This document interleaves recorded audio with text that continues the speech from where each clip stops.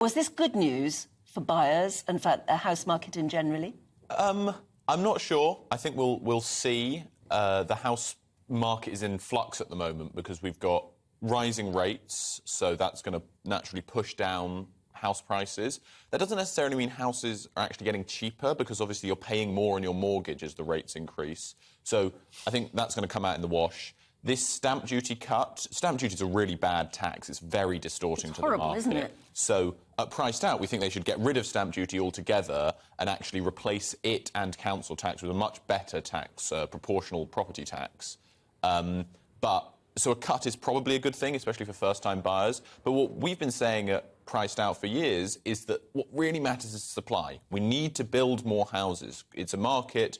There is more demand than supply. You can mess around on the edges with the demand side, but what's actually going to make the difference is increasing the supply.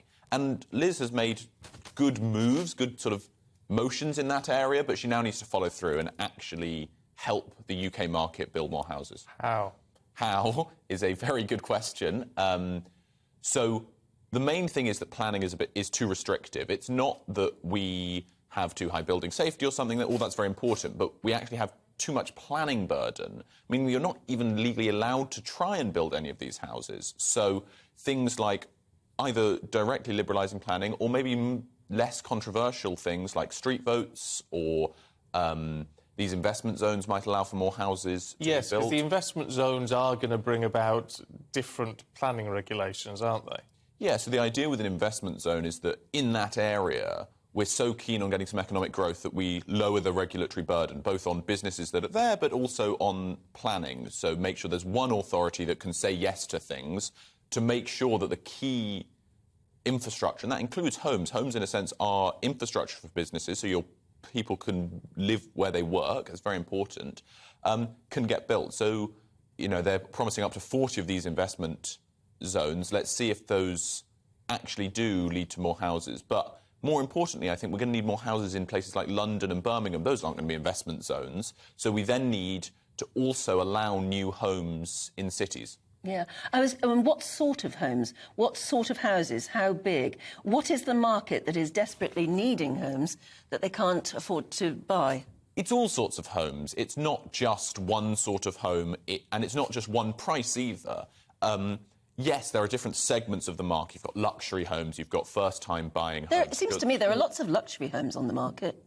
You've got small flats, but this actually all feeds into each other. If you've got a huge amount of demand that's sort of displaced, it can push up prices at the lower end. So let's say there aren't enough flats for people who earn quite well, flats or homes. So that means they buy what are lower and lower quality properties, which pushes up those prices. There's a lot of evidence now that actually what happens at the top of the market really does affect the bottom of the market because people move through the housing market. So we need all sorts of homes at all sorts of price levels as well. It's no good just building affordable homes because then the people on really good salaries will outbid other potential tenants for lower price homes. This is the problem. It's such a complicated issue. There is no simple solution then, basically.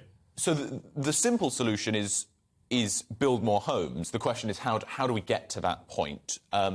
And how do we get to that point in a way that doesn't create this huge backlash that sometimes does happen to development? Because how do you create it in a way that doesn't completely get the backs up of the local residents is a really thorny question. I'm quite excited by street votes. The government have been... How does that work? So street votes work by having a local street, so just your neighbours, vote on a plan that could allow you to develop your house into, say, a few flats or an extension so you could put in a granny flat or something, that sort of Rather thing. than going through the council planning Rather business. than going through the planning process. So you would say yes because you stand to gain a bit from the value uplift, but that also develops a huge number of homes and it hopefully gets rid of that really nasty tension with neighbours and turns it into a bit of a win-win. I Yeah. quite like the idea of that. Do you? I don't. I just It means you'd have to agree with your neighbours. I just think everyone would just vote no. But that doesn't... No, but they wouldn't if they were likely to profit from it. And it wouldn't necessarily... It doesn't get rid of the existing planning system. So people can still build new homes with the regular planning system. The council will still be able to permit say, new blocks of flats, new homes where we already do, it's a sort of, there's no loss side for this. If it doesn't work, it doesn't work. But if it does work, I think this could be really beneficial.